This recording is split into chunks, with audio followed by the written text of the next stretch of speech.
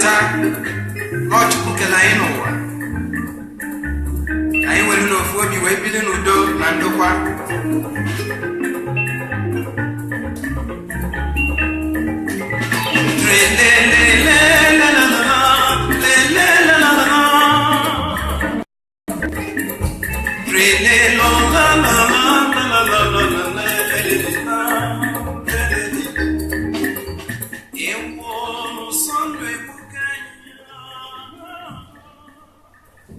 ụmụ ibe anyị ekene unu, ndị ndozi ọdịnala ekene unu. ụmụ Igbo anyị nwabụ ndị ndozi ọdịnala Igbo, ndị chọrọ idozikwa ọdịnala Igbo, ndị si na Igbo ga-adịkwa mma ọzọ, ndị si na otu Igbo si ebi ndụ ga-echigatakwa azụ, ndị si na ala Igbo mabụrụ mma na gboo, ndị sikwa na ala Igbo ga-amakwa mma ọzọ, ndị nwere nchekwube na ala Igbo ga-adịkwa mma ọzọ. Ọ bụ nyanwa ka anyị ji wee were ọdịnala Igbo, ọ bụ nyanwa mere anyị ji wee were ndozi ọdịnala Igbo. Ọ bụrụ na ya fụrụ ihe ndị ọzọ anyị fụchara ha niile, mana anyị si nke anyị chọrọ ọdịnala Igbo, anyị achọghị ọzọ. Anyị achọghọ nke ndị ụka, anyị achọghọ nke ndị na-ete isi ala, anyị achọghọ nke ndị na-ete isi na ahụ aja. Mba, anyị si nọ nke nna nna anyị ha ka anyị chọrọ. And ihe ọbụla a na-eme eme n'ụwa, ọ bụrụ na anyị chọrọ ya achọ, anyị were nke nna nna anyị ha anyị eme ya otu anyị si wee chọọ. Ọ bụ nke anyị. Kedu ihe anyị chọrọ otu a, anyị eme ya otu ahụ. Maka na ihe ọbụla dị n'ụwa otu esi ebi ndụ, maka na ma ndị be anyị ọmakwana otu esi ebi ndụ mathematics life. Ihe niile ị gụtara na skuulu mmadụ ọkwa somebody's experience. Ihe niile ị gụtara n'ụlọ akwụkwọ is somebody's life, ọ bụrụkwa your life. Akwụkwọ edere ede is based on somebody's experience, ọ bụrụ first hand experience, ọ bụrụ first hand ụmụ ibe. Mana nke ndozi ọdịnala first hand, ọdịnala first hand direct from the ancestors, direct from otubo, direct from gene, direct from bone, direct from blood. So ihe niile gbasara ọdịnala Igbo ọ dị n'ime gị, ọ dị n'arụ gị. Ọ bụrụ nke a sị na elesiri from corner. Colonialism brought it to our land. This one brought this one. No, Rome ewetara, Rome never brought. O nwere ndị wetara ihe ọ anyị ma ji aka anyị. We all indigenous. Nna nwanne, if ọ bụrụ na anyị nwere ike ịrụ nwu plen, rụọ moto, rụọ ihe niile, common concept ịma na culture, ọkwa culture bụ na nwatakịrị nọ n'ụwa ahụ. And they have war is a war of words, also a war of behavior. War of behavior. Onye ka na-ekwu na ịma na ndị be anyị nwere danger. Ndị be anyị nwere danger. Ndị be anyị nwere danger of ihe a na-ekwu. Ọ bụrụ na ndị be anyị nwere danger, ha ga-adaghịzi afọ ha ọdịnala Igbo ha gari agado. Gadi ka asị aga Baịbụl, otu asị agụ Baịbụl, agụde agụ otu asị agụ Baịbụl. Ịhụ ndị na-eji ụka asị ada agụde Baịbụl. Otu a ka kwesịrị isi agụde ọdịnala Igbo. Kama ihe mere bụ na ataghakwa mma ahụ, maka na ịmago o nwere onye gwara ndị Igbo maka ọdịnala Igbo. Ọsọ Jizọs Kraịst, a na-agwa ha maka Jizọs Kraịst, agwa ha maka Pope, Rome, Israel, Egypt. O nwere onye gwara ha, nobody told them about the ancestors. O nwere onye gwara maka nna nna ha. A na-afụ nna nna ha ihe rụrụ arụ. Even some na-ekpe ekpere sef na cast their ancestors, some cast their I have seen ndị mmadụ na-ekpe ekpere na-asị ancestry spirit. Na kedu ụdị ekpere nke bụ ihe? Kedu ụdị ekpere nke bụ ihe? Ekenekwa ebe ụlọ ụmụ ibe, mmadụ ị na-ekpe ekpere na-akasti ancestry spirit, amaghịzi m ebe nke a si esi ụmụ ibe. Nsogbu adọrọ ka anyị kenegodo Eke, kene Orie, kene Afọ, kene Nkwọ, kene ikwu na ibe, kene ndị ọbụ na ndị egede. Ụmụ ibe, anyị si udo dịkwara ụnụ n'ụbọchị nke taa. Okwu anyị ga-ata ata ka ahụ maka ọdịnala Igbo, omenala Igbo, iwu ala Igbo, nsọ ala Igbo na ntọ ala Igbo. Ebe okwu anyị ga-agata maka ihe okwu anyị ga-eji aga ebe ata ahụ maka na ụmụnne anyị ndị bụ ndị Igbo, ha na-asụkwa Igbo, ha na-azakwa afọ Igbo, mana ịchụsi ha kedu ihe mere ha Igbo. Ọ sị na ya bụ onye Igbo. Kedu ihe mere gị onye Igbo? Ịma na ọ chere ọ na-asa afọ Igbo mere ya onye Igbo. Sunday Olise si na ya bụrụ onye Igbo. Na ikwere ha na-asụkwa Igbo aza afọ Igbo, asara abụrụ ndị Igbo. Ị gaa na ofe mmiri Delta, ha na-aza afọ Igbo ma asị na abụrụ ndị Igbo. so kedu ihe ndị nwa na-asụ Igbo ji wee sị na Igbo onye Igbo? Ọya ka m na-ekwu ihe a na ọya bụ ajụjụ ahụ. All the doctrine mere gị Igbo, ọ bụrụ afa gị. All the doctrine mere gị Igbo, mana ndị Igbo amarọ na ihe mere ihe Igbo bụ ọdịnala, omenala, iwu ala, nsọ ala na ntọala. Ọya mere gị Igbo, o nwere ihe ọzọ mere gị Igbo. Maka na nwa bekee achọgidego every way to unite theology and science, but chefuzie na gị nwa na onwe gị nna gị esika, nna nna m ha esika. Only people who combine theology and science, only people who are able to unite theology and science together, ọ bụ only Igbo cosmology. Nwa bekee, since nwa bekee ji wee exist, ọ dịbeghị possible unite science and theology, mana only people mere n'ụwa wụ science and theology wụ ndị Igbo, ọdịnala omenala. Ọsọ ndị Igbo menwurie, but because na ya mara ewere ụmụ ihe na-atụ anyị, ewere na-eyi anyị egwu arụsị ejide, ọgbanje ejide, agwụ ejide, ndị na-akọ ọgwụ, ndị na-eme nsị, ndị na-eme aja, ewere ya niile nọ emezie Igbo ọ bụrụzie ihe rụrụ arụ. Ọ bụrụ ihe rụrụ arụ, ị na-azazi Igbo n'ime ahụ Igbo Christian. If you want to be seen as a nice person, isi Igbo Christian. Kịta na Igbo Jew na-adịzi onye nwa na-ere enuzi na Jew na-ere enuzi shalom shalom shalom shalom shalom shalom shalom shalom onye na-ere enuzi na.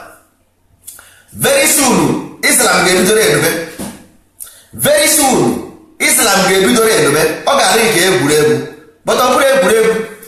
The same way he dey proud of to say I am Igbo Christian, the same way he dey proud to say I am Igbo Jew. Tomorrow somebody else will wake up and say I am Igbo Muslim and I am proud. And so what? Ọ ga-eme gị n'anya na-abọ iji eri ede. Ọnụ a iji eri ede ka ị ga-eji a confess si na nọ nso gwara gị agwa. Ana m agwa unu ihe ọ bụla m gwara unu ebe a. Ọ na ha ndị ọkpụ na ndị egede, ndị mbụ ọha asịsị ziri unu ozi ọma na unu bịabanụ na ndị Igbo efuo n'ọhịa. Enweghị any cosmology karịrị ọdịnala Igbo, never in this. Ọkwa agara ma ajeene m mba, a sị na onye njem ka onye isi awọ ihe mara, ejeene m gwuo kedu ebe ọ bụ, kedu ihe a na-eme ebe ahụ, anyị afụ na ya. We have seen them all. Onwebeghị nke m fụrụ at the moment sọpasị n'ọdịnala Igbo. Enwebero no language mere interpret, because language is fake. Language is fake. Language is all dangerous because language na-edeceive mmadụ.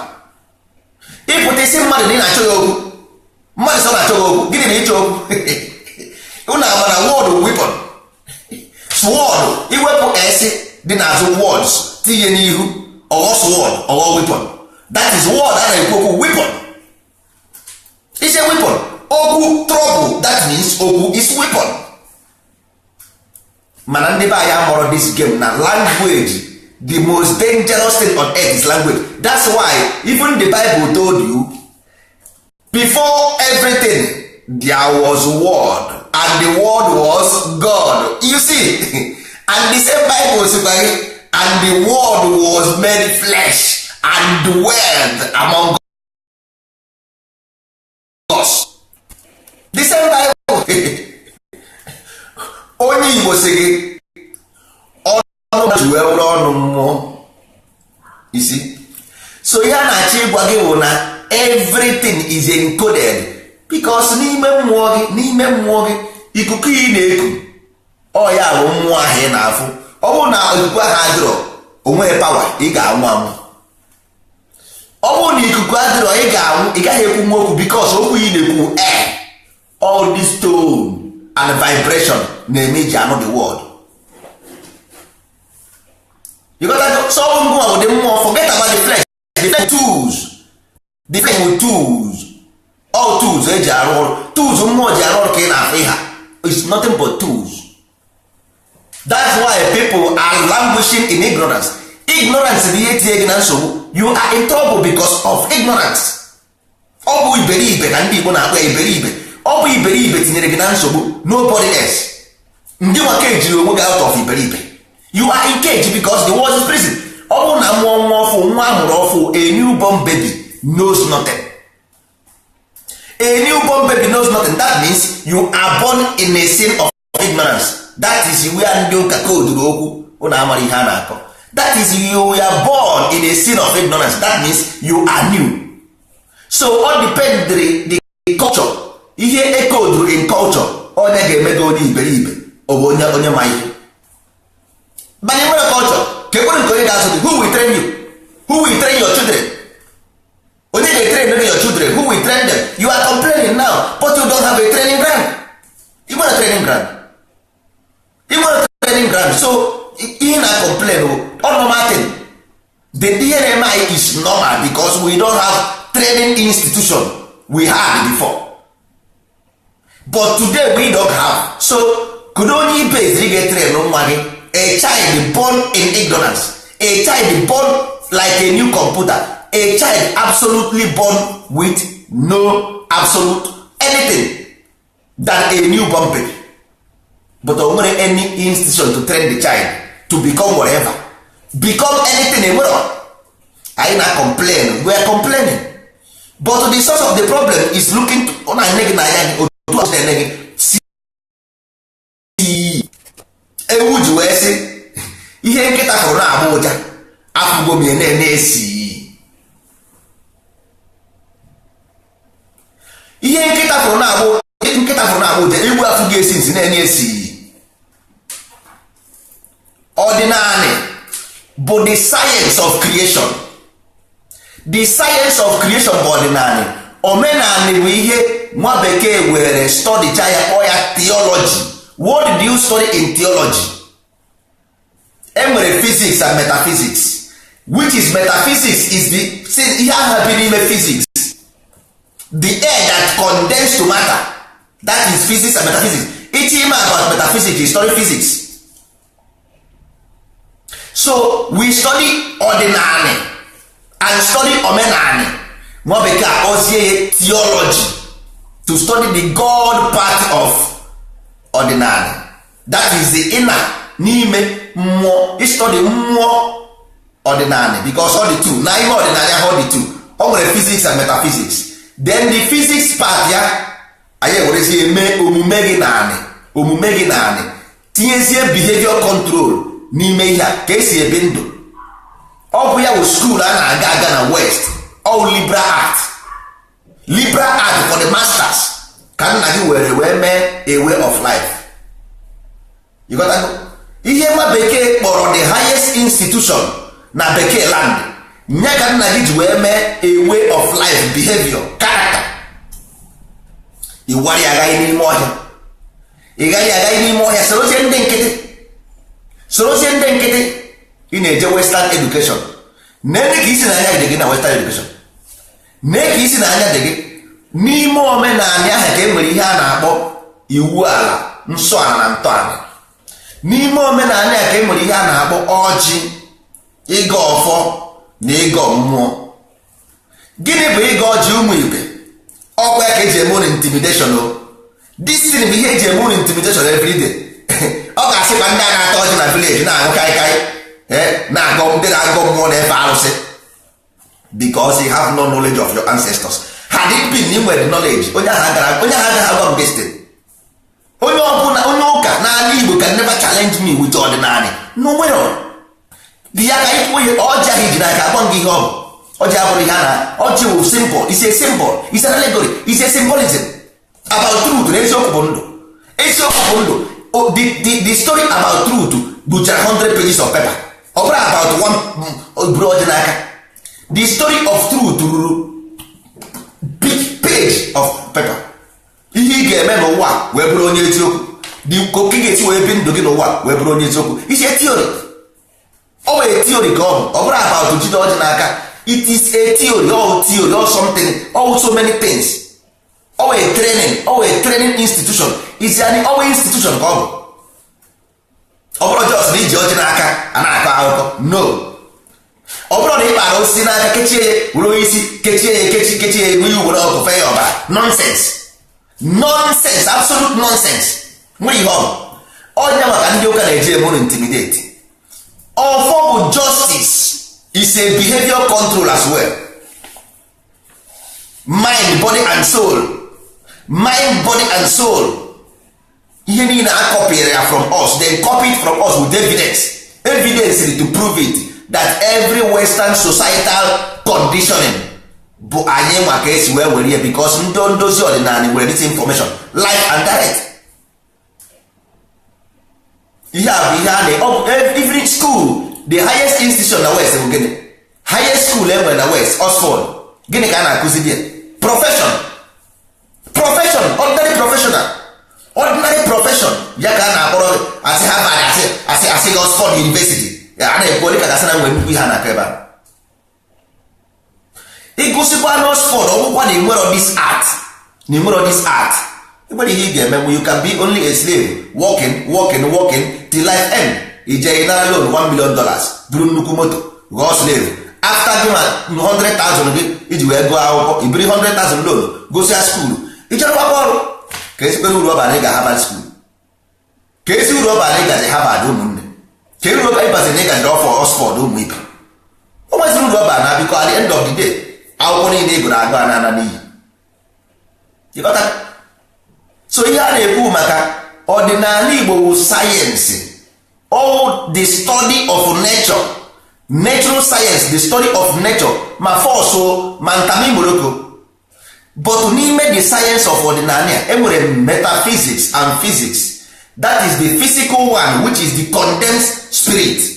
Then n'ime condensed spirit ya dị nwere active force, mana ọ bụrụ energy na force abụrụ ofu. Enwere force nwee energy, force bụ spirit, then energy bụ mmụọ. So n'ime this condense, for that condensed spirit to activate and vibrate, only the liquid one, vapor, only the vapor spirit to run. Whereby ka chi bataziri, ya ozi chi a na-ekwuzi okwe. When you hear about chi or force, you hear about energy or mmụọ. So ya bụ ihe a na-ekwu ụmụ ibe. So na ọdịnala mere this thing, o mere simple, o mere that ihe ma a na-ekwu otu a, ọ dịrị ụnụ hard. All because of na anyị mere ọdịnala character. So anyị anaghị efe irie. Mana kịta na because anyị apụgo from the line. All this is so much difficult to understand. So a na-ekwu maka omenala, ọ bụrụ somebody somewhere na nka ihe na play na-ata ọjị na-aka nju na-agwọ ọgwụ na-atụ aja. No, ọ bụrụ ya. Ihe a way of life, nwere ike sef nọ dipisi ndụ n'ụwa nwụọ, ị gaghị afụ dị ọjị, ị gaghị afụ nzu, ị gaghị afụ anything, ị gaghị afụ aja, ị gaghị afụ bediga pịa. Nwere ike ị gaghị afụ ihe a niile, because ihe mere gị onye ọdịnala somebody who keep the law of nature, onye eziokwu, justice, onye biri ibe ya biri. Onye a mere gị onye omenala, onye ọdịnala, because ị na-edebe iwu a na nsọ na ntọala. Ị na-edebe iwu a na nsọ na ntọala. Ọ bụ ihe a na-ekwu maka ọ bụrụ somebody eburu atụrụ ahụ ya mara akpịrị. Can you justify it? Ị ga-atọ m na ime omenala karịa mma? Can you prove that ị na-eme? Ị na-achụ aja, ị na-achụ aja based on you for your own personal problem. Kedu ihe ọ mere ime with everybody? Nothing. Because ọ bụrụ na aja ahara egodi, ọ rere gị nwa personally, ọ bụghị ọmụma, ọ rere ọrụ mụ, ọ rere gị nwa personally. So because ọ bụ ngwa na-achụ gị aja personally, ị naghị achụ aja everybody. Now, nsọ ala ka ihe bụ nsọ ala n'ala Igbo. Nsọ ala n'ala Igbo bụ na ị gaghị akwafu ọbara n'ụzọ na-ezighị ezi. Ị gaghị egbu mmadụ n'ike n'ụzọ na-ezighị ezi. Ị gaghị akpọrọ ebe a nọ ebe a gbara izu igbu mmadụ. Na imekwa ihe dị ona anakụgbukwe gị. Mmadụ one n'ime anyị nwere ike ịnọ ebe a na-agba amasị agbagide onye Igbo. A na-ekwu maka nsọ ala. Ịmana ọjọọ ihe bụ ihe bụ omenala ọdịnala Igbo na nsọ ala. Onye a bụ ihe omenala. Ntọala bụ gịnị? Ka anyị je tọọ ntọala, ka anyị je nyochaa, research, verification, observable truth, ka anyị je tọọ ntọala.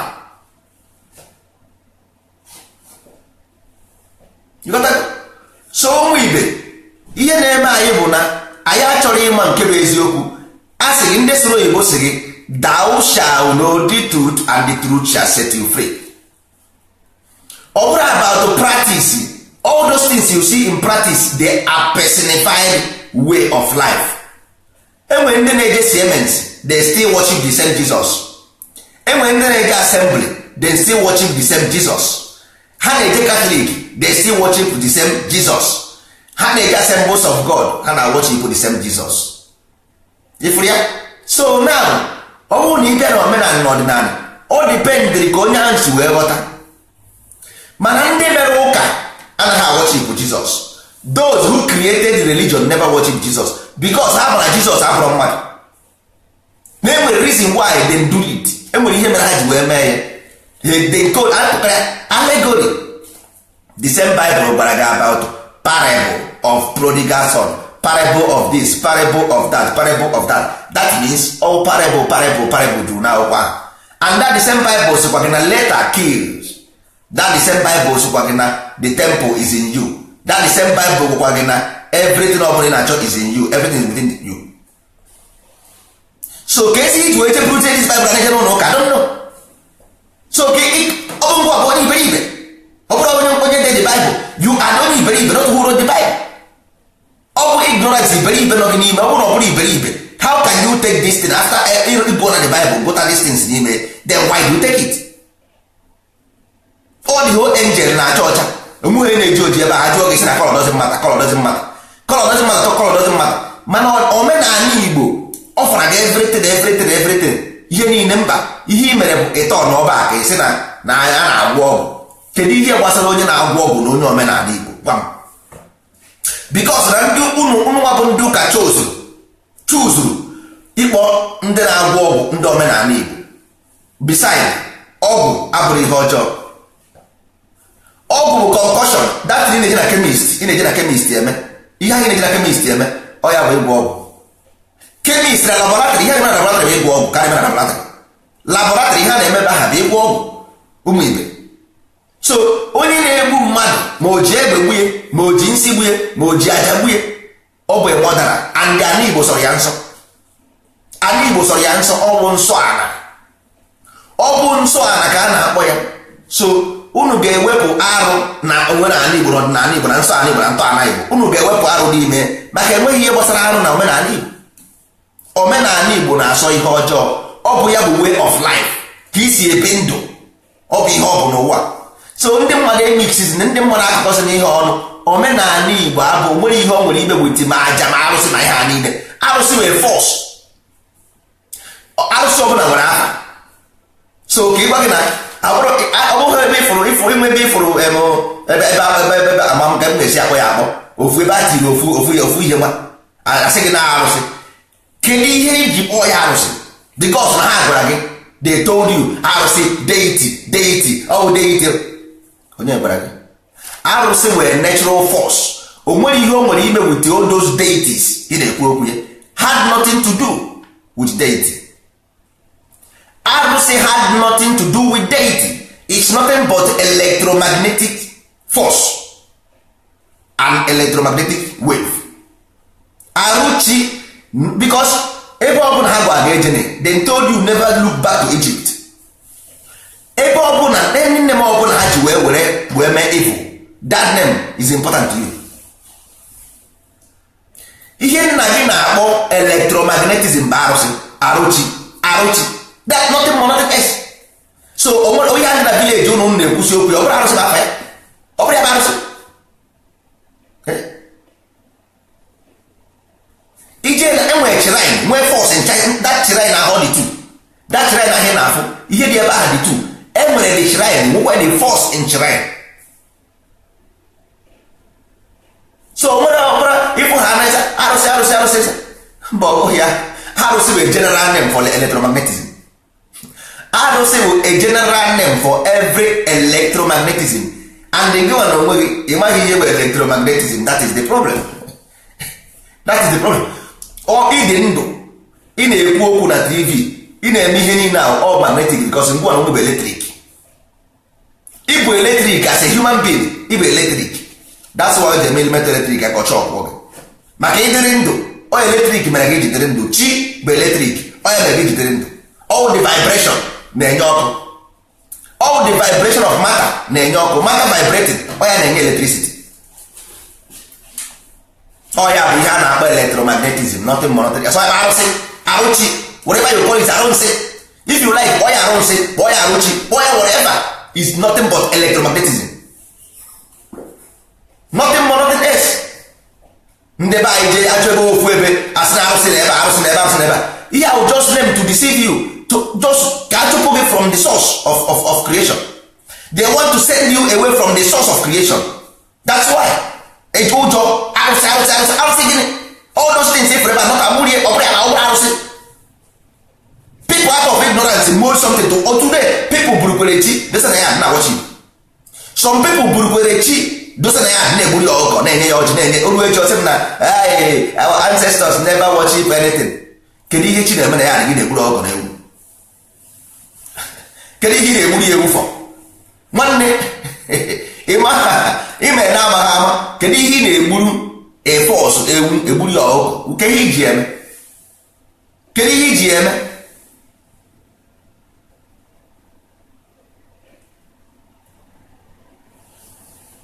oke nwanne m soke nsogbu adịrị.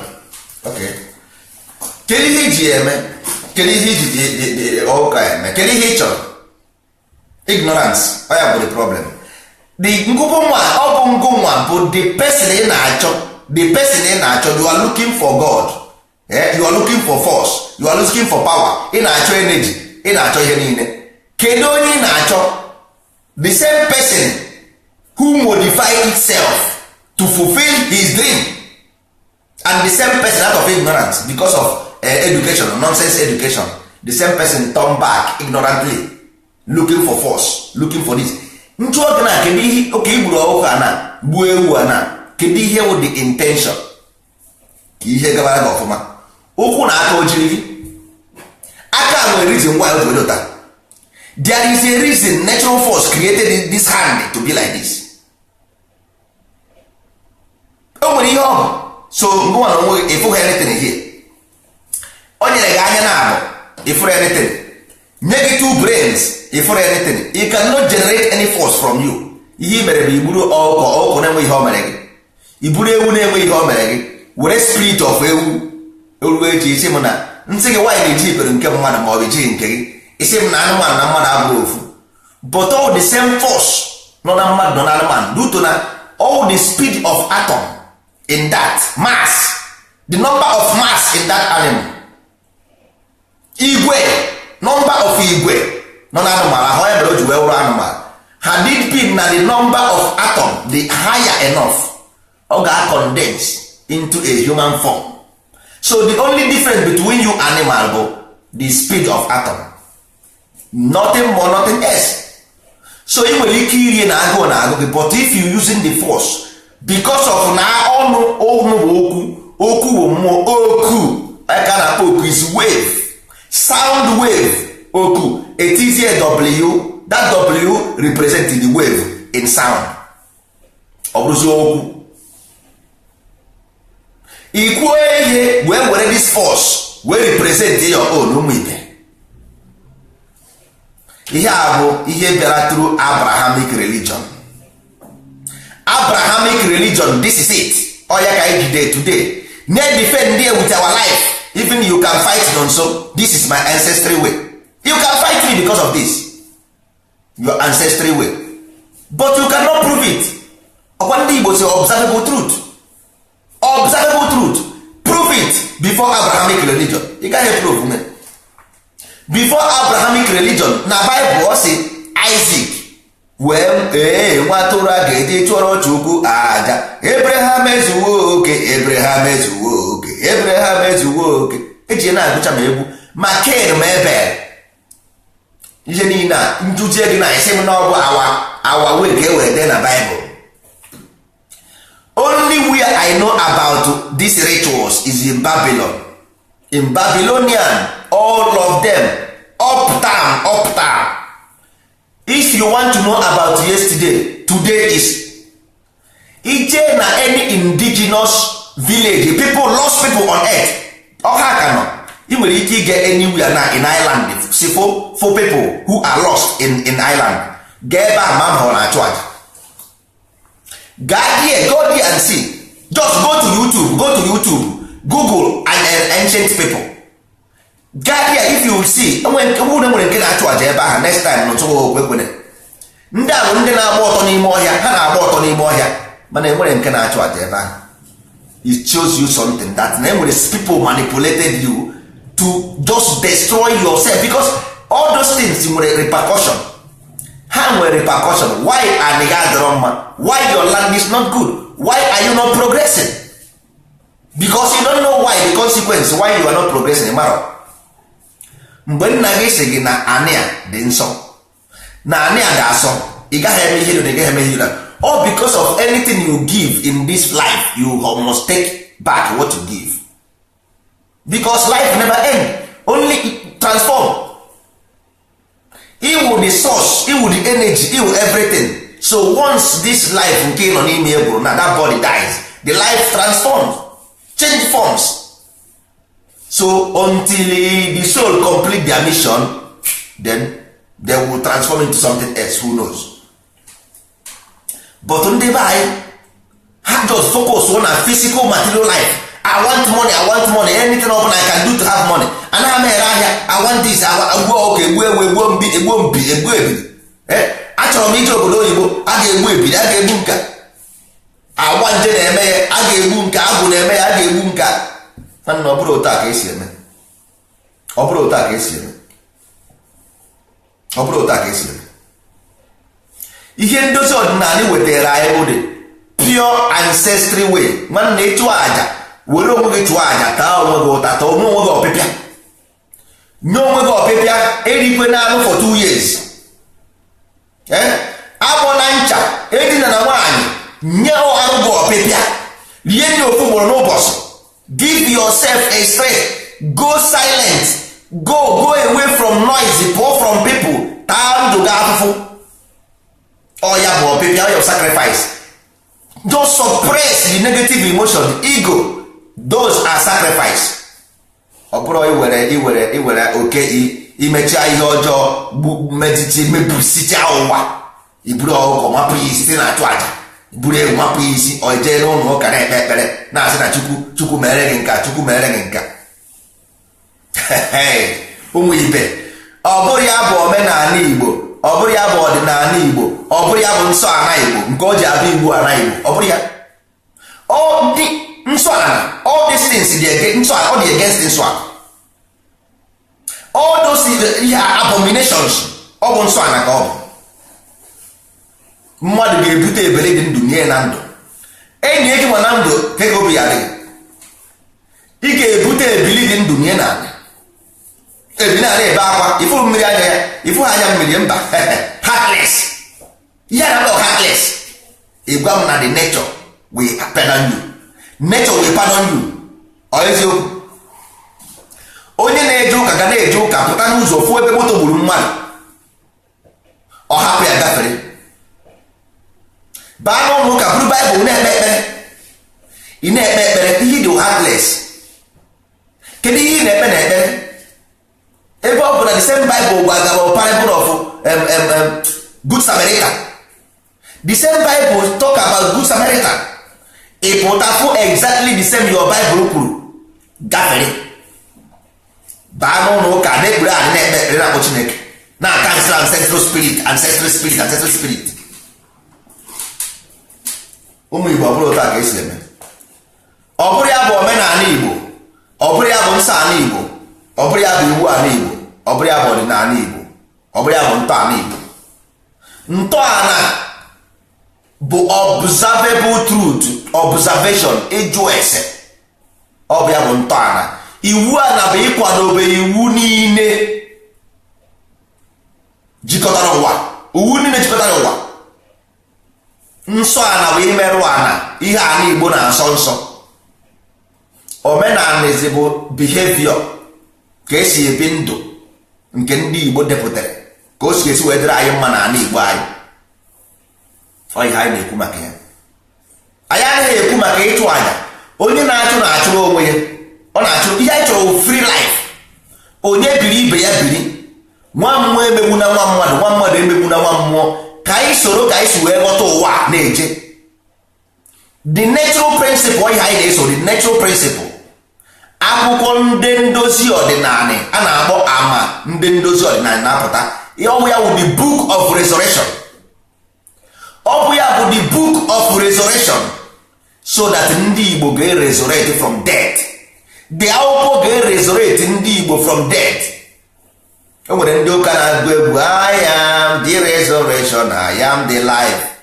The resurrection, the book of resurrection, ama ndị ndozi ọdịnala, so that the mind of every Igbo man will elevate to the next level.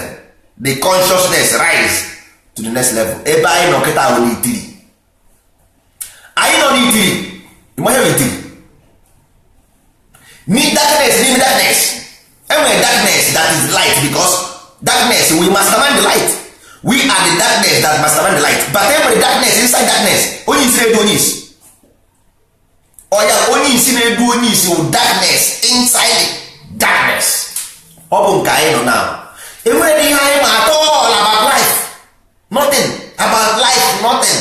Everything about ihe nwa bekee dere wete. Every book from nwa bekee we read, agụọna m nka. All the whole book from who? Ebe ka o si bịa? Onye dere akwụkwọ? Who wrote this book? A na-shout. Common thing, common principle of nature. Ya mara.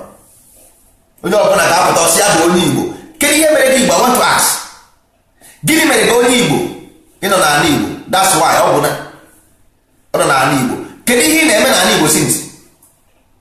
Ịgba ha na ihe adịghị mma. What have you done?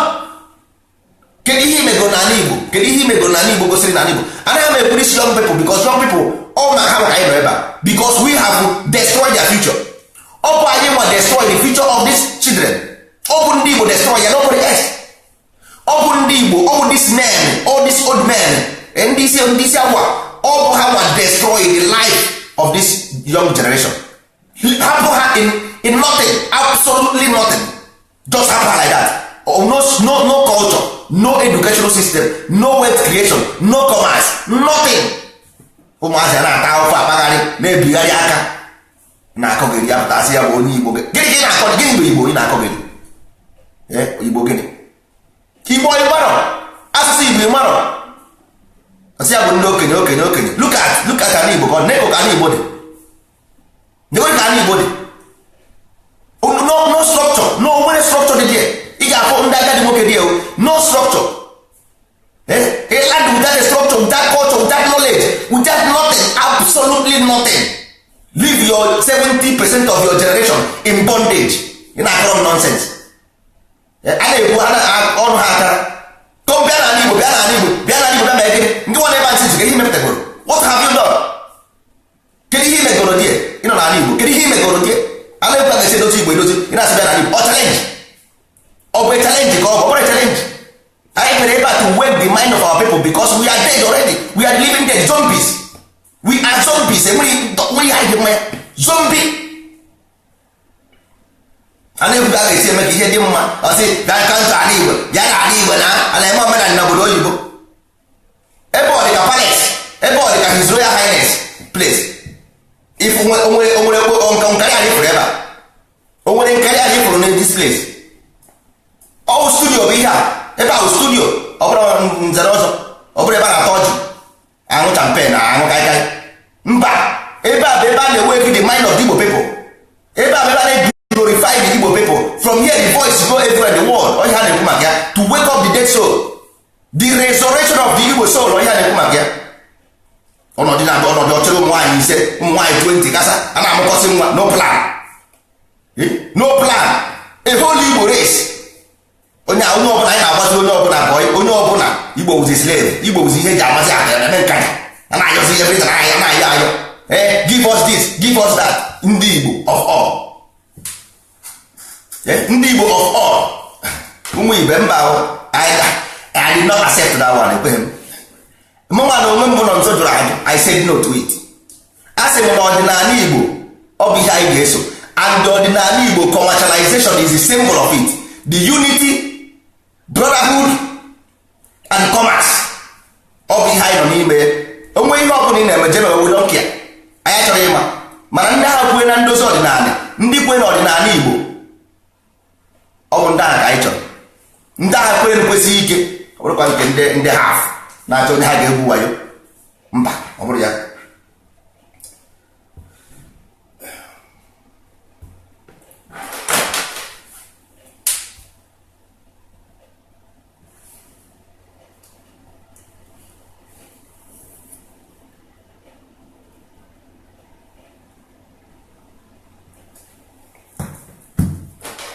So ụmụ ibe, ka anyị si na-ekwu onwe ndị anyị na-eche na kọl ka ama ma ha ga-abata ka a tụnyere ya ọnụ n'okwu. Ọ bụ anyị nwa the generation of the truth, the generation of the righteousness, the generation si na Igbo all dịgo mma, enough is enough. The resurrection, the book of resurrection, ama ndị ndozi ala Igbo, ama ndị ndozi ọdịnala Igbo, ọ na-apụta. The book of resurrection ọ na-apụta. No more. Ọ bụrụ na ị chọrọ iso ha, soro ha, we don't care. Ị chọrọ iso ha, onwere anyị chọrọ ịma. Ihe anyị ma bụ na ndozi ọdịnala Igbo ka anyị bịara. Anyị ga-edozi ọdịnala Igbo, soro omenala Igbo, dị nke ezigbo ya, the righteous one, nke ezigbo ya, nke ezigbo ya, nke ezigbo ya. Ime ọ bụrụ na ị mara, bịa ka anyị gwa gị, we tell you. O nwere onye anyị jụrụ ajụ. Ọ bụrụ na ị na-ata ọjị, ị na-aka nzu, ị na-echu aja, ị na-agwọ ọgwụ, nsogbu adịrọ.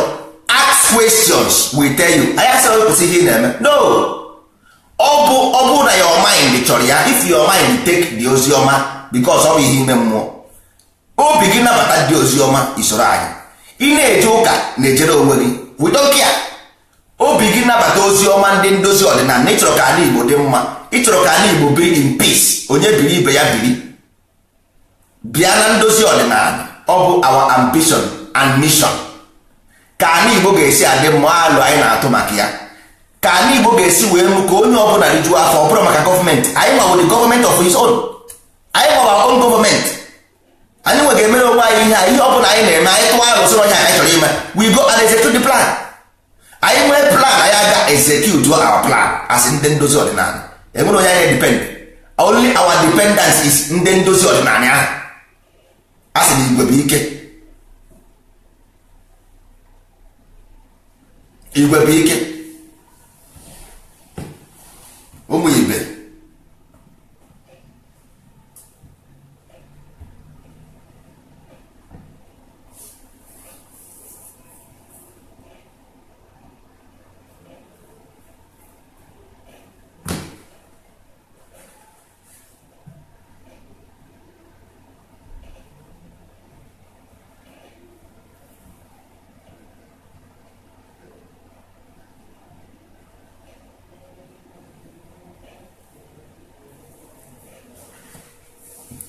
so ka m sikwa na-ekwu, enwere ndị mụ na ha na-anụ na fon ebe a. Ugo,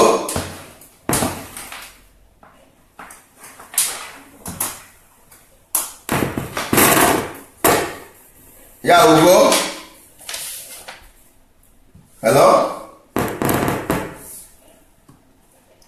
hello Ugo,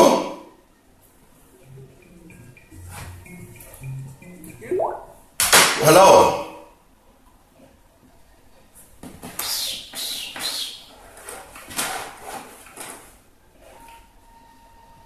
Hello? Hello?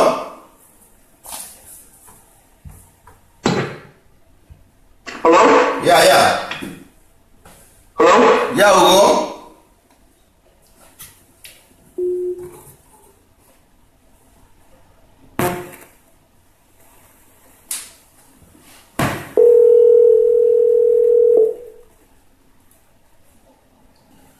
Hello? Yeah, Ugo?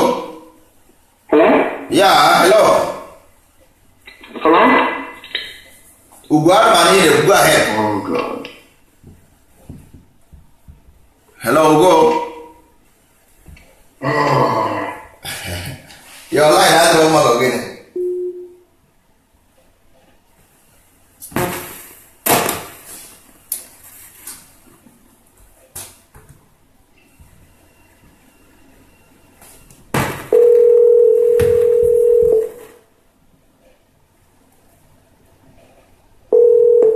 Hello?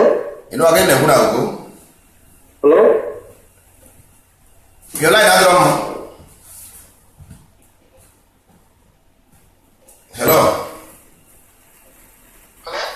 Yeah, we go. Yeah, but I want me to have that online.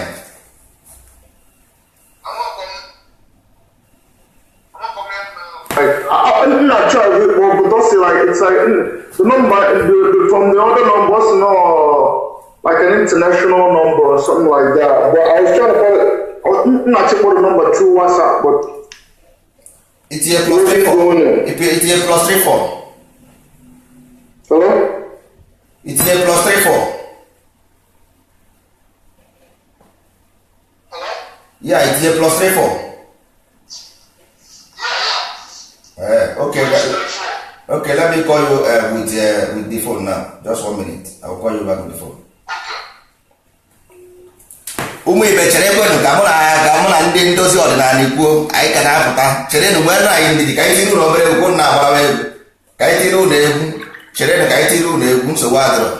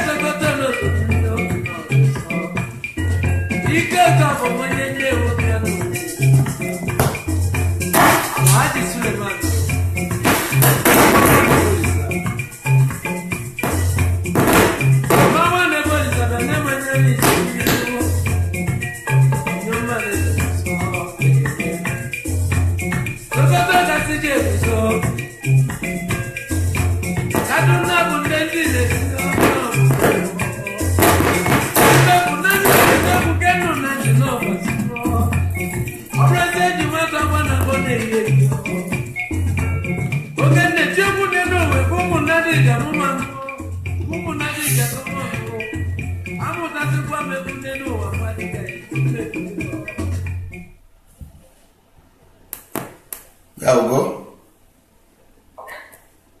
Yeah. Yeah.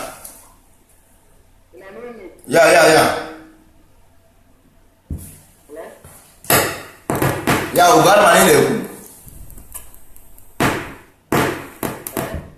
Yeah, money there. Go ahead. We got money there. Yeah. Okay. On the play. Yeah. Okay. Go ahead. Okay. The line of the book now. Yeah. All the comment were a couple of seconds before you get my message. Yeah, but to have just don't listen to your voice. Just go ahead with me. Fine.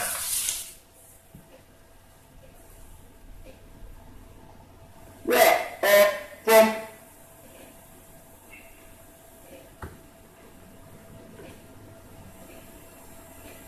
Ugo.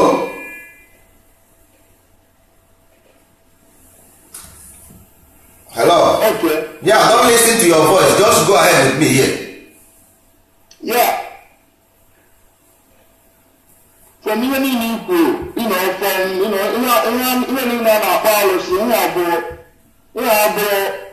hello? I can hear you. Go ahead.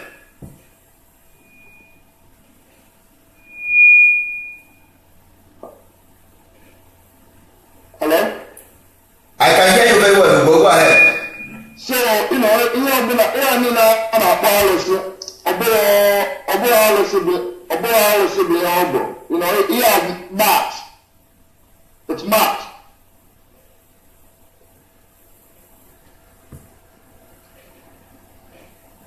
ihe a niile ndị be anyị nọ na Afrịka na-akpọ alụsị ọ bụghị alụsị ihe a bụ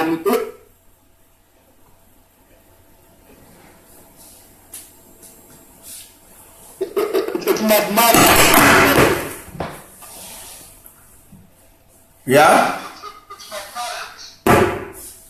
Is it?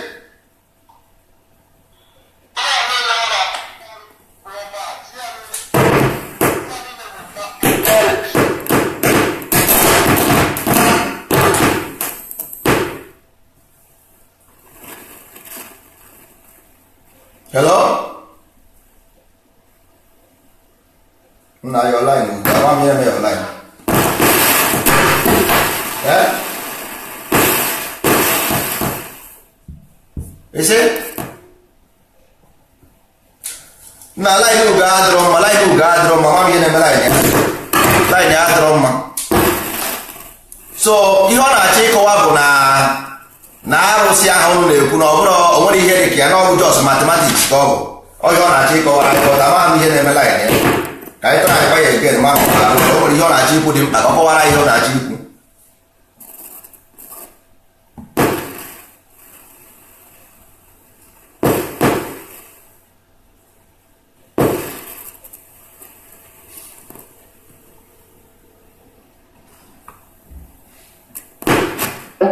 Yeah, Ugo? Yeah. Okay. It's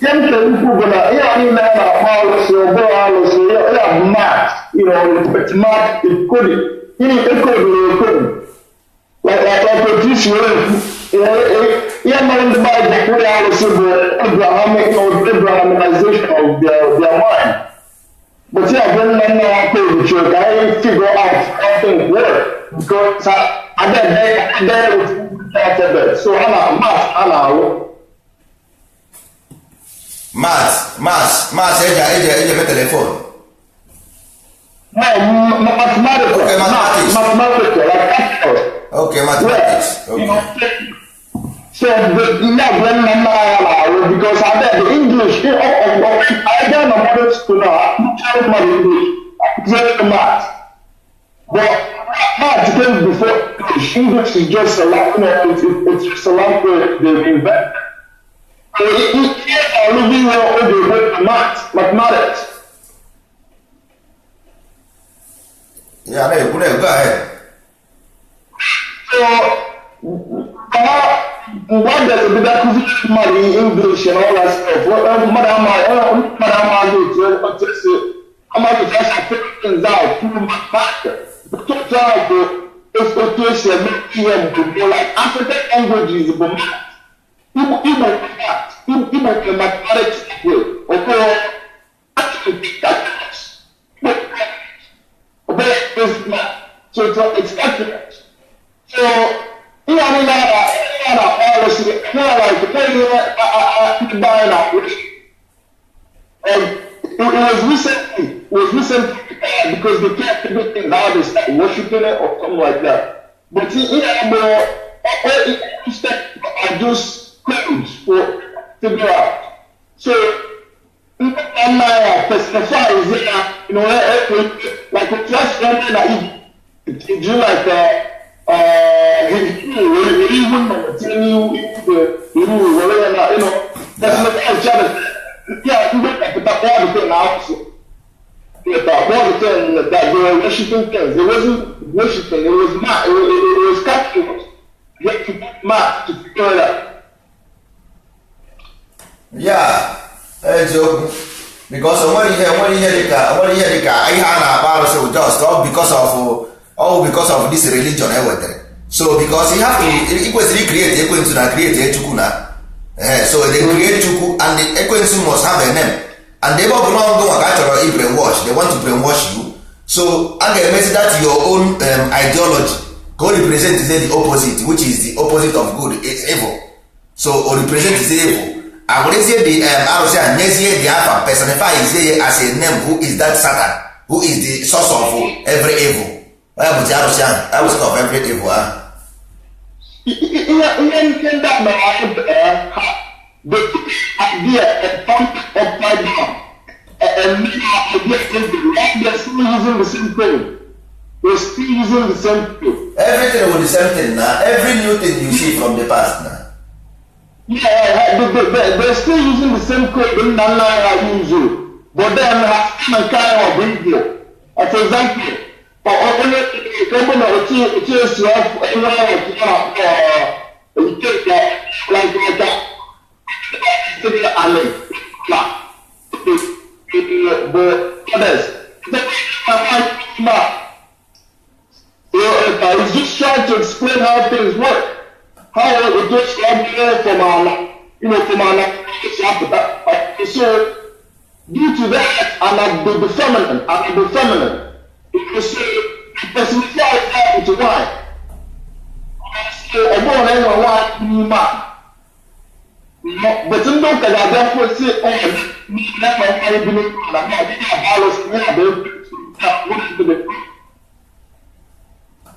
but it was just science. It was just calculus. Oh, it's pure science. Oh, what are yours? So we have blended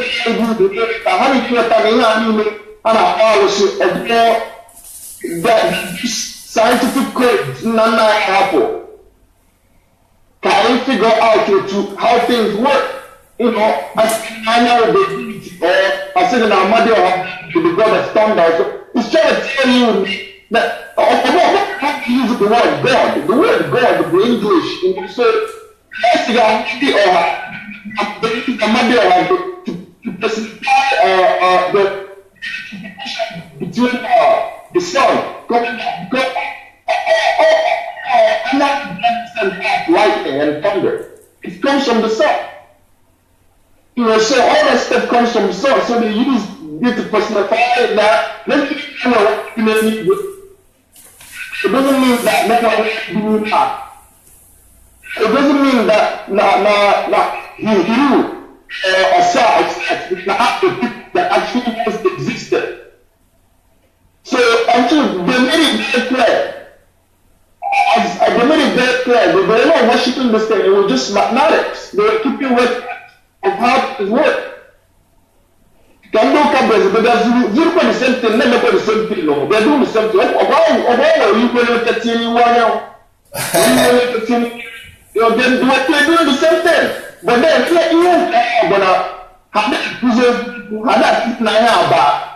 just a personification. They're going to teach people who are right now looking at me. You're a beach from Kyle. Come on, let a record name. Let a about a record.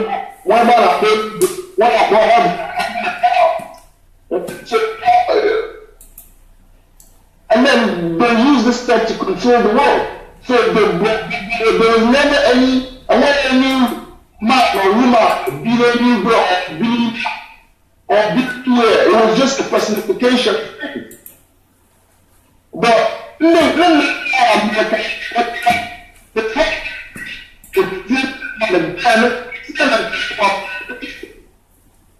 you know, so basically, essentially,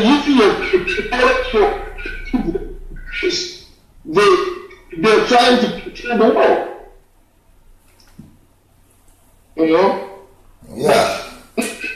You know, like we're saying, it's important for us to elevate our culture because now, you know, like that's the original. Because here's the counterfeit.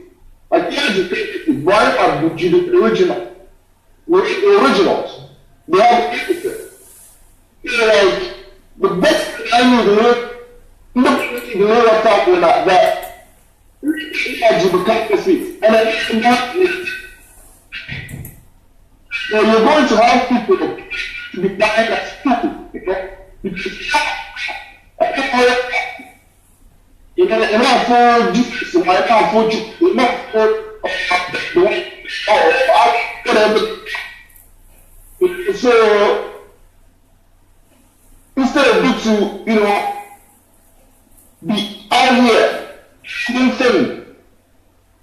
You mean now, which I mean, if you dive into any next digging out the picture of ancient, using linguistics to dig out the biometric, but put that and a bit more classic. Why I blame none of those things? Because we basically fail. So what the other guy online the week we go your line is weekend, so maybe you can still try the last the same line again, maybe in 5 or 10 minutes, 15 minutes time. Because the line is okay. So ụmụ ibe nwanne anyị nwoke Ugochukwu onye ndozi ọdịnala o si na obodo Amerịka wee na-akpọ anyị ihe ọ na-achọ ịkọwa bụ na ihe ndị mmadụ na-akpọ arụsị nwere ihe ọbụrụ otu aha esi ekwu ya, ọ bụrụ arụsị ka ọ bụ yes, mana ọ bụrụ the concept, the imagination otu esi ekwu arụsị. Ihe a bụ just the electromagnetism of life, because everything ị na-afụ na-emove bụ magnetism ka ọ bụ. So for nna gị to code it there, to leave it for you there, ha buildchara ya places, so to leave it and leave the information in that place, so that the ọwụzie na mgbe unu tozie ọwụ na life change, you can go there and do the mathematics to know where you ebe ị ga-esi ebini. Ọ bụ through that your arụsị ka esi rụọ phone, so ọ kọmputa, mana gị onwe ya enwe nwazi because na agba gị na arụsị ịgbarọzi ya. Ọ bụ through you ka esi rụọ this phone, ọ bụ ngụnwa mere eji rụọ the phone, rụọ television. Ọ bụ through magnetic wave, ọ bụ through wave, everything wave, radio wave. A radio wave, source of radio wave bụ gwadata na ịkpọrọ arụsị, ọ ya bụ source of radio wave. Mana because of na Abrahamic religion asịgo gị na ihe aha bụ evil, asị fada bịa kpọọ ya ọkụ, fada bịa mebie kpọọ ya ọkụ. Ihe a wee tactics, mana akwa na eletrik na chọpụ mmadụ ọgwụkwa ha na-agwa gị na magnetism na-enwere ihe dị ya, ọkwa force, ọ natural force ka ọ nwere ike imerụ gị ahụ ma ije tinye aka na eletrik ọdọchi waya dọpịa gị anya. ịghọtago? So ụmụ ibe, ọdịnala Igbo anyị na-ekwu, nke anyị na-ekwu maka ya all the pure righteousness, which is anyị ga-aba up with akwụkwọ ndozi ọdịnala. World ebe ọ bụ na onye Igbo nọ n'ụwa ọ dị proud. Chinese onye ọdị ọrụ na Nigeria were umbrella jide, were umbrella chee n'isi, chee ya umbrella n'isi. Onye ọdị ọrụ na Beijing, Lagos ọ Beijing, ndị Igbo ga na Igbo debiri Lagos ndị na Igbo ndị ahụ na ebe ahụ abụghị mmadụ. Ịmara ihe ahụ ga-emere ndị ahụ na-asị bata jee merie ndị ahụ na ebe ahụ redi mmadụ nọ dị mmadụ nọ n'ala Igbo go there and do it for them. na-agụ ihe a na-agụ mmadụ nọ n'ala Igbo ọgwụ mmadụ ọgwụ ndị mmụọ, ndị nọ ebe ahụ ọgwụ mmadụ ọgwụ ndị mmụọ ọnwụ Igbo ọ mmadụ ka ha bụ go there and do it. a na-akọ onye na-enweghị arụ ọ na-akọ nonsense. Concept of ndozi ọdịnala ụfọ onye Igbo ọbụla, ma ị nọ n'ala Igbo, ị nọ na Japan, ị nọ na Amerịka, ị ga-enwe mouthpiece, ị ga-enwe onye ọnụ ga-ekwuchitere gị ndị ndozi ọdịnala. Ebe ọzọkwa mmadụ enweghị ihe ọbụla mere gị ndozi ọdịnala weke a ndị ya na-achị build that brotherhood ndị Igbo na-enwere, ọ bụ ya bụ ihe ndozi ọdịnala na-achị ebe ọ bụ na ị nọ n'ụwa, because ọwa na ideology is a concept of life. Ọ bụrụzi nke nwa gị gesịa skuul nwa bekee bata, iburu akwụkwọ ndozi ọdịnala nke ndị ọdịnala Igbo, iburu akwụkwọ ya desa, gụziere ya akwụkwọ nke ọzọ ọnwụnọ ihe dị ka 3 times in a week or 2 times in a week, at least 2 times in a week, at least 2 times in a week. Or make good lecture about culture, make good lecture about culture. Nwanne ọ bụrụ na ị chọrọ ịkpọ fonu dị okay. Hello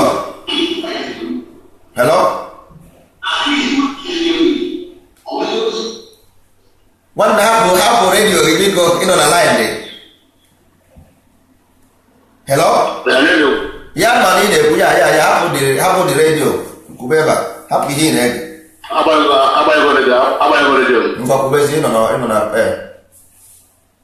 onye ọdịnala nna gị bụ gaị, ịbụ nna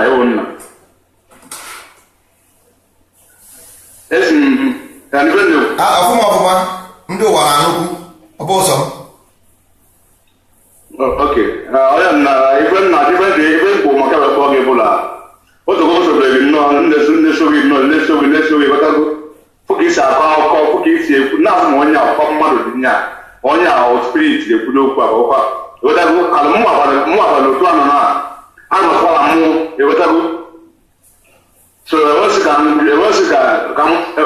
ya nwande wee fụ ebe iwepụta fon nọmba kesịla ife abụọ na iwe redio kwụkwa redio nwe nọmba ewesị ma fụkwa gị na ọkpụkpa gị na ife na akpọ gị na abụ nwanne isi anyị na-enwe ife dị ka chi ghọtago ana m ara ihe na-ekwu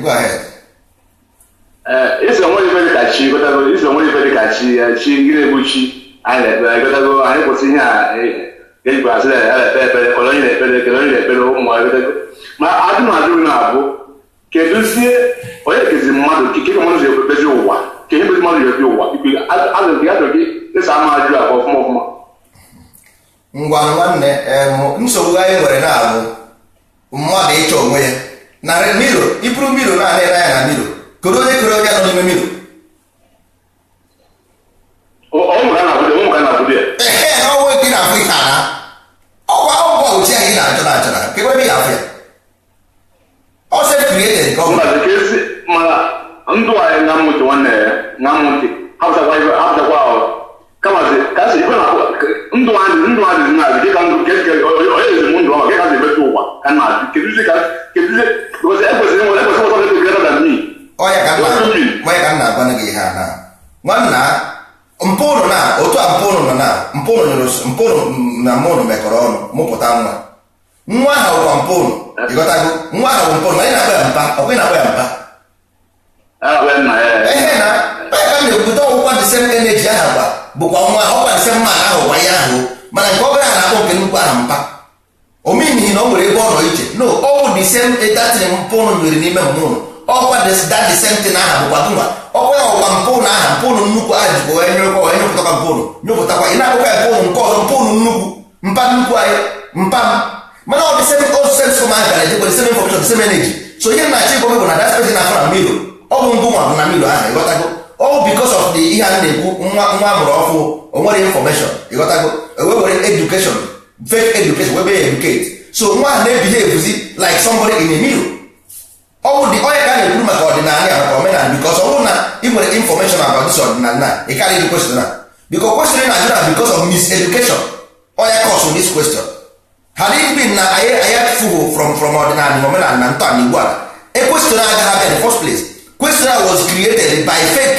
education which is their intention to cause this thing in your mind and ha cause go now ịchọwago onye bụzi achọ buru the mirror just simple way buru mirror n'anya na mirror you will see yourself then you are seeing inside you the chukwu ị na-achọ achọ nọ n'ime gị chi na-achọ achọ nọ n'ime gị mmụọ ị na-achọ achọ nọ n'ime gị so ihe ọkụ ihe needed now to be aware of those wisdom to use them wisely because you gaghị afọ ya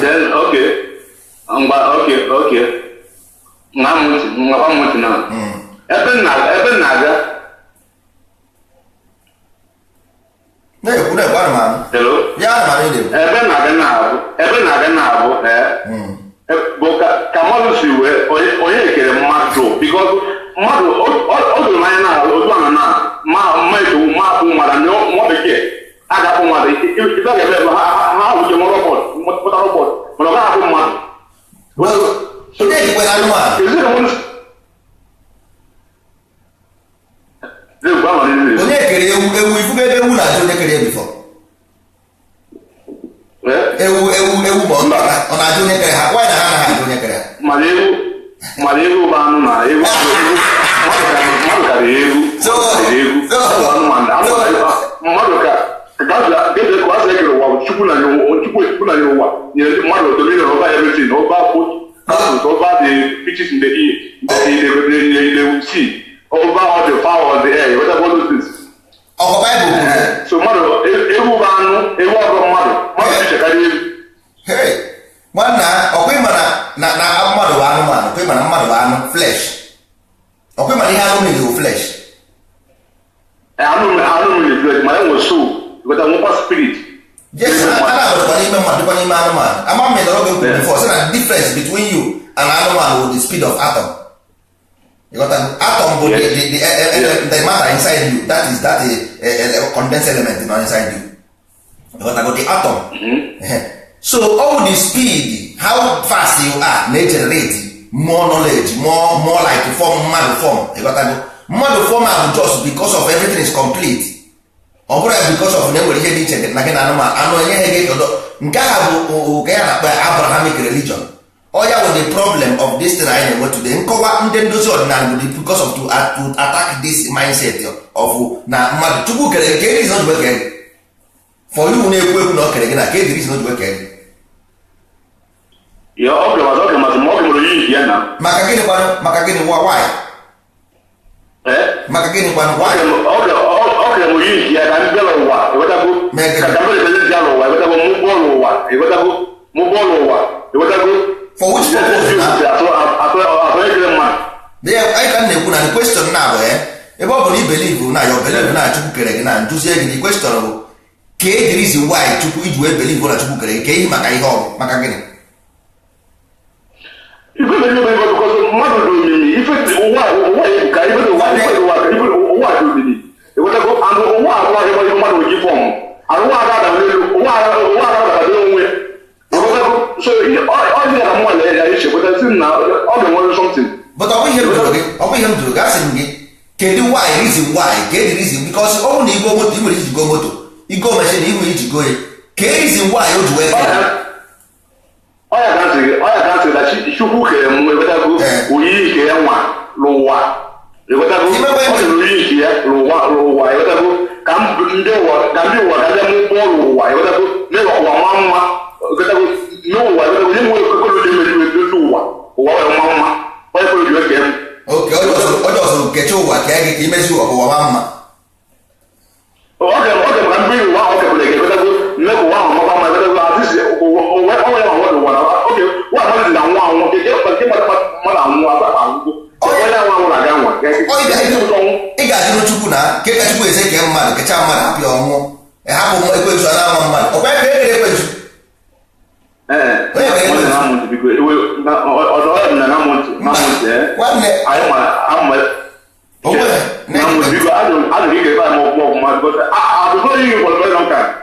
ya nwanne ihe m ji ajụ gị ajụjụ enwere ihe m ji ajụ gị ajụjụ bikos achọrọ m ka nghọta ihe ị na-akọwa ịghọtago achọrọ m from you from gụwa na-ekwu okwu na ọ bụ na Chukwu kere gị mmadụ abịa n'ụwa mbecha nwụọ amụrụ Chukwu anaghị anwụ anwụ and o kere gị na oyiyi ngụwa na-anwụ anwụ o mechakwa ka ekwensu na-anwụghị ọnwụnwa ka ezi dịrị isi nwaanyị Chukwu ga-eje kechazie ekwensu ọ na-anwa mmadụ ọnwụnwa kee mmadụ na-anwụ anwụ mmadụ onye okenye na oyiyi ya abịakwa na anwụkwa anwụ kedu ihe gosi na anyị Chukwu na anyị emepụta na omume ọ Chukwu ka ọ dị perfect abi according to you akwa ya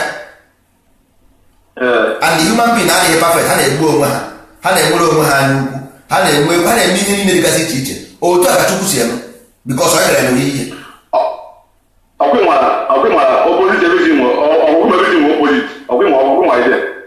mba achọrọ m ịma ajụjụ m bụ achọrọ m ịma ka Chukwu ọ Chukwu na-akpọ na Chukwu bụ ekwensu na ị na-akpọ na Chukwu ekwensu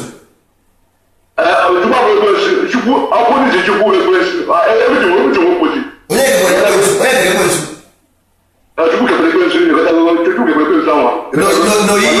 n'oyiyi mana ọ kere n'oyiyi ekwensu n'oyiyi onye ekwensu okere n'oyiyi onye ekwensu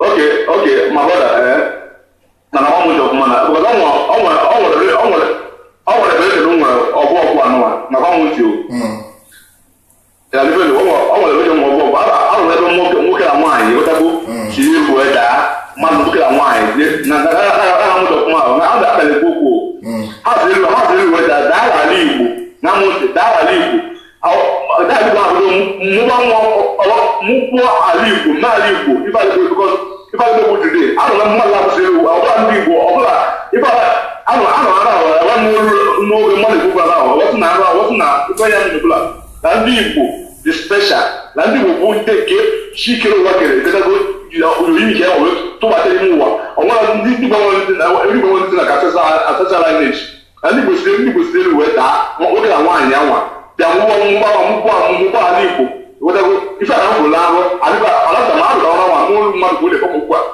ịghọtago so onye ka na-agbagasị ya sị ka ka idogoja ma kedu ka mmadụ dịka mmadụ otu ebe ụwa ọbụla enwere ya dịka ishikere ọbụla asịsị ekwesị mmụọ something that is greater than something that is mmadụ now.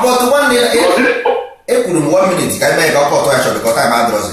Agwara m gị sị gị na Chukwu, according to you, Chukwu dị onwe onye sị na Chukwu adịrọ. According to you, let me come down to your level of knowledge now. According to you, Chukwu dị na Chukwu aha bụ nya nwere onwe ya na-emove ịghọtago. Then mgbe ọ bụla ọbịa n'ụwa ọbịa ụwa ọ na-abịa ka onye ọfụ ịghọtago. Yuzukwe a new knowledge mana ọ bụ the environment ebe ahụ because Chukwu abụrụ one man in the sky creating because every observable truth prove wrong na-asị every observable truth prove because nwa ọbụla amụrụ ọkụ the innocent and ignorant because of what you want until you feed them with knowledge. So if you there with the false information their life will get corner. Ọ bụ ya na-eme today now ị na-achọrọ iji Chukwu isi na mmadụ si n'elu Igbo wee daa n'ala Igbo na ha enweghị ancestor ifụrụ na revelation and true to ibelieve God is revelation na ịghọtago. Now ka m gwazie gị nke bụ eziokwu na nwanne Chukwu ahụ ị na-achọ achọ mana ọ bụrụ gị nwa ịghọtago. So ọ bụrụ one man in the heaven ọ bụrụ na if you have knowledge you can accomplish that in ikwu na Chukwu chọrọ idozi ụwa mee ya ọma mma. You can only do that when you have the knowledge of self. You nweta knowledge of that God in you can make that kingdom God nke ahụ na-ekwu ọma mma ka isi wee kwu ya. Mana until then ị gaghị eme nwunye because ị ga na-achọgide Chukwu ahụ until ụwa ahụ mana ime ifụrụ Chukwu ahụ inside you then ị ga-adị able to do this work ị na-ekwu that ọrụ ị chọrọ ịrụ na you can do them only when you accepted as being that image of God you kwuru because maybe he accept na is na Chukwu I accepted. Listen to me. I accepted. If they call me ọkwa nwere shi ahụ tupu anyị bụ I think ọkwa nwere Chukwu ka nna but I mention about that now. But which one based on observation or based on what? Or physical one or which one ka ị na-achọ? Nke Chukwu ka ị na-achọ achọ or physical one or the physical I may be the physical because the only the creator only kere ụwa kere mmadụ jee n'ụwa ịgatago I may be Chukwu on my own ịgatago ọdụ dị kọwa na mma nke m ịgatago na ọdụ dị ga mmebe ka nwee ngwa akọrọ ji wee dozi tọntị ịgatago na ewe kepụtebe onwe ịgatago dawa dị iche kwesịrị Chukwu anyị gbara ya uche ahụ anyị ga-eji ọmụmụ dozi kama ndị Afrịka meziri ya Afrịka mara ihe dipendent na ụmụ ihe bidoro pastor ka wetị ka aka ịgatago ọdọzizi anyị na ọdịzizi ya kwuna ibe akpọ na-abụ ọkwa nwere chi anwa ya makere ma ndị ọta ka ma ndị oji ka ebe mmadụ nọrọ ụwa ọya ka na akịrị kọwara m. But onye ma n'ime everybody is not outside you. It's not outside you because mgbe mpụrụ gbanyere spam n'ime mmụọ na ọwụ liquid then the thing begin to form ịkọ iwere ọka ka ọ na-adị o puo the same way esi wee puo n'ime afọ. It's the same thing. So is you chi ahụ ị na-ekwu bụ energy iji ekwu okwu otu isi ekwu okwu na ọya bụ mmụọ bụ energy and energy bụ chi energy bụ Chukwu so you got to go then spirit okay mgba now if ọzọ na-ajụ na abụ if ọzọ nchọrọ ịjụ na abụ ghọtago if ọjụ na abụ gịnị bụ ọnwụ bụ ọnwa ọnwa cycle of life. Circle of life. Yes. Then I want to know mmadụ nwa ahụ death ma ọ ya nwụgo arụ ya nwụgo ebe ọ nwere obi ya aga ọdọdọ sins. Ọ ya bụ onwe ebe ọ na-aga onye nwụrụ jere pụta kọrọ gị ebe ahụ. So the belief based on what? So the belief based on what? Whose experience? Come on, I got to go. My brother, what I do, mmadụ na kwuo na ịghọta go ọfụ onwe ya ebe ọ na-akpara n'ihe ebe ọ na-aga ebe ọzọ ghọtago ndị sayensị akwụkwọ na lọpụta ọnwụ dị ịnwụọ ịrapụ arụ gị obi gị apụ ebe ọzọ arụ ga nọdị bọta ọ gaghị arụ na arụ nọdị arụ igweta onye ebe ebe ahụ idu ma amụrụ obi gị apụgo ebe obi gị apụrụ aka ya ele akpọtago ntọgbara biznes ntọgbara ebe dị iche iche ịghọtago ụmụ ya ọnụ na nwanne ọ bụrụ obi gị mmụọ gị ọ bụrụ obi gị mmụọ gị otu nọ na energy never die. Ike anaghị anwụ anwụ. Chi bụ ike anaghị anwụ anwụ. Mmụọ bụ ike, mana ọ depends the level of ike. Ịma na energy bụ ike and force bụ ike. Ịghọtago? Ọ dịkwa otu a chi bụ ike, ndụ bụ isi. Ịghọtago? So ihe na-akpọ Chukwu a na ọndụ ka a na-akpọ ya, ọ ya bụ anwụ anwụ. Ịghọtago? Anwụ anwụ, and the vibration of this anwụ anwụ bụzi anyanwụ. Ịghọtago? Onye nwe na-enye ife. Anyanwụ na-aka ọsọkwa chi. The friction that keeps you alive. Ọ bụ this anwụ na-aka ọsọ the friction. Ịghọtara? So ndị nwa na-ebe a na-abụ just the tools, ịwụ material for this Chukwu ahụ na-achọ achọpụ ịrụ ọrụ. Onye nwa bụ nke nwa aha bụrụzie ma otu mmadụ na-eme ojebe ọrụ mesin, o buru pan, o buru mma, buru ọgụ o ji eje ugbo, o ji eje arụ mesin. So all these things ịfụrụ na amụ ma ụkwụ ma aka is ordinary tools of this Chukwu na-achọ. So all the out of ignorance and miseducation or cause of this question, nothing more, nothing else. You got that? So okay, last time I do na form protocol na ekpele mmadụ ekpele because nna nna ya ha abụọ nna nna ya ha abụọ after what like ma ọ bụ ka dị ndụ na ọ daba na something years now. Ịghọtago? Nna nna ya ha abụọ after what ndị ọma afọ nwa ọkwụ ọnwa osekpuru ala kpọrọ nwa isi ala. Ịghọtago? Ọkwụ ọnwa ọkpọrọ isi ala. Ịghọtago? Nna nna ha ekpere akpọsị ancestors. Ịghọtago? Nna nna ọkpọ nna ya ọkpọ nna nna nna ọkpọ nna nna ọkpọ up to 10th generation. Ịghọtago? Ọkpekere ọsịna aha onye nwaanyị. Ịghọtago? Aha Joseph na-ekwu na nke a tụrụ ọkpọkpọ ibe na na-ekwu okwuchọsị aha onye nwaanyị. Onye nwaanyị ahụ ọ na-ekwukwa onye nwaanyị abụ onye nwe mmadụ, onye ekiri mmadụ bụ onye nwaanyị ahụ ọ na-ekwu maka na. So ibe na-atụ na-abụ kedụzie mmadụ ekpere mmadụ na-ekpe mmadụ kwesịrị ekpe ekpere. Ekpere bụ for begging. Ịghọtago? Ihe anyị na-eme incantation, anyị na-aga ọfọ. Nwanne otu ị nọ mgbe anyị na-ekpe ekpere nwere onye gị na-ebe ahụ. Mba ọrụ na ya n'ụdị. So ka ị na-akwa nna onye nwaanyị ahụ. Ka ebe ọ nọ ifugo ya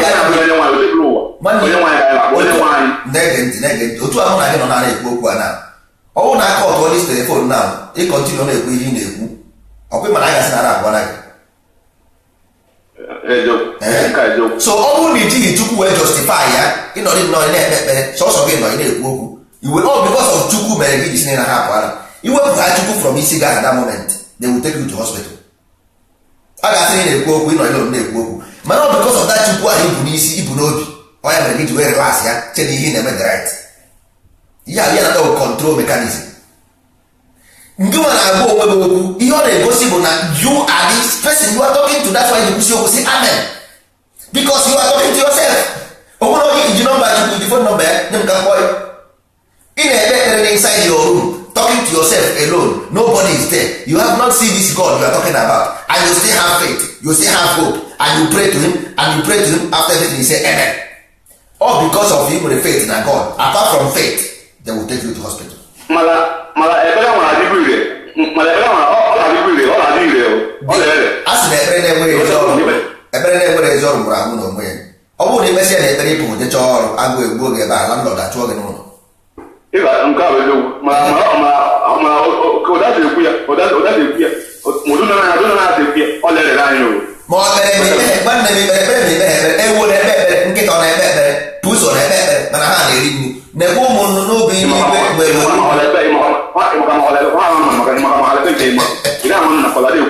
ị na-ekpe was taught ekụziri gị ekpere ekụziri ọ bụrụ na akụziri gị ekpere ị gaghị ekpe ya ụka kụziri gị ekpere so ụmụnnụ na onwere ụka enwere onwe pluralize ha ị na-ekpe ekpere because of pluralism so onwere ekpe ha na-ekpe ọ bụ natural life bụ ihe ha nature respond to you nature response according to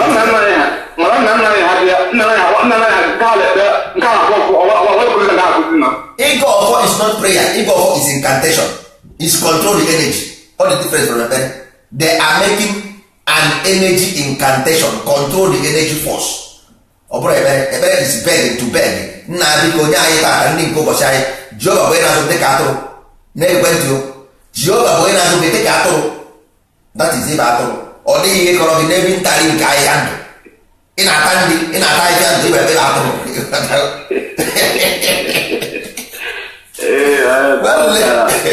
nwanne onye gara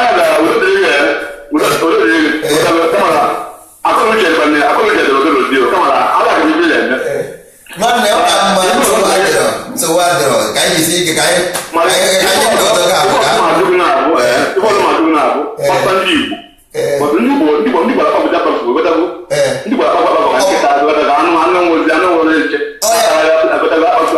ọya ka anyị na-ayọ ka anata maka ife na-adị ndị Igbo ife abụla eziokwu mmadụ nwoke na nwaanyị ziri weta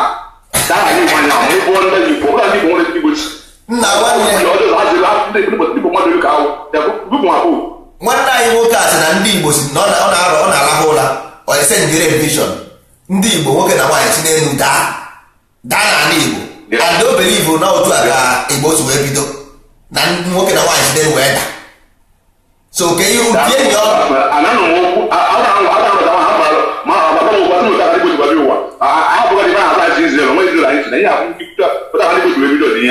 mbido ndị Igbo bụ na ndị Igbo si n'elu wee daa ya nwe ha ancestor ndị Igbo si n'elu wee daa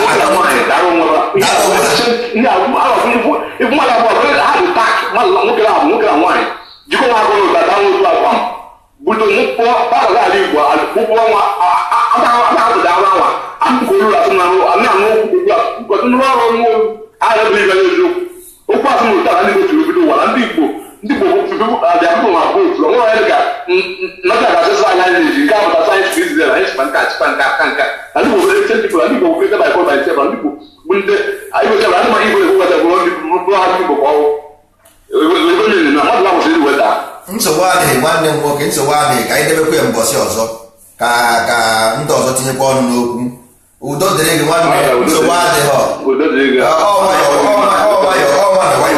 mmadụ ochi ibe ya mmadụ ochi ibe nsogbu adịrọ jisie ntị nwanne ụnụ afụgo ihe mere anyị ga-eji ozi ọma anyị na-ezi ifugo ihe ahụ majority of ndị Igbo bụ ya ọ majority of ndị Igbo bụ ihe a ịghọtago otu a ọ sị na ndị Igbo si n'elu wee daa ndị Igbo si ọ na-ọfụrụ vision na ndị Igbo si n'elu wee daa nwoke na nwaanyị nọ ebe ahụ bụ the source of ndị Igbo otu a ka Igbo si wee bido anyị nwere ancestor ọ bụ according to nwanne anyị nwoke mana nna akọwara ya na ọ bụrụ otu a ka ndụ si wee dị according to nna nna anyị ha information ha debere anyị esiko ha bunyere anyị ọ bụrụ otu a ka ndị Igbo si wee bido ndị Igbo pụrụ ka ome ndị Igbo pụrụ ka ome ndị Igbo esiro n'elu wee daa eri a na-ekwu okwu ya bụ ọwụ mmiri ozuzo si n'elu wee zoo spama anyị fụrụ na a na-anyụ anyụ ọ dị na bo mmadụ igbuwa mkpụrụ ahụ kịta wepụta mkpụrụ ahụ ị gaghị afụ spam n'ime all the moment of vibration mgbe ahụ na-vibrate ọ mgbe aka the spam na-generate that body ahụ element na-generate the spam that moment so ihe niile ibu na ahụ ga-aha wuru tools ọ dị ka otu isi ejebe ugbo iburu ọgụ buru mma na-eje ugbo ọwụ dị chukwu ahụ ị na-achọ na-eje ugbo ugbo ka ọ na-eje to construct ịghọtago all craft life is a craft is a journey so ma aka ga ma okwu ga ma anya ga all part of tools for instrument eji arụ ọrụ along the way onye ka ji ụgbọ ya mma ndụ the sword of journey ịghọtago mma and ndu compass ọ bụrụ ndụ anyị na-akpọ ya ndụ mana ọ bụrụ ndụ ọ bụ ndu compass and mma ọ bụrụ mma anyị na-eme ịchọsi ibe baptizim na-akpọ ya mma nke ndụ nke ahụ baptizim nne mma nke ndụ baptizim nne mana ọ bụ mma ị na-aga ugbo ị na-eji mma iji asụ ahịhịa ịfụ agwọ igbuo ahịhịa ịsụpụ sword ọ bụ mmadụ mma nke ndụ ịghọta ọ bụ ihe mmadụ wee craft ka ebu nothing but a craft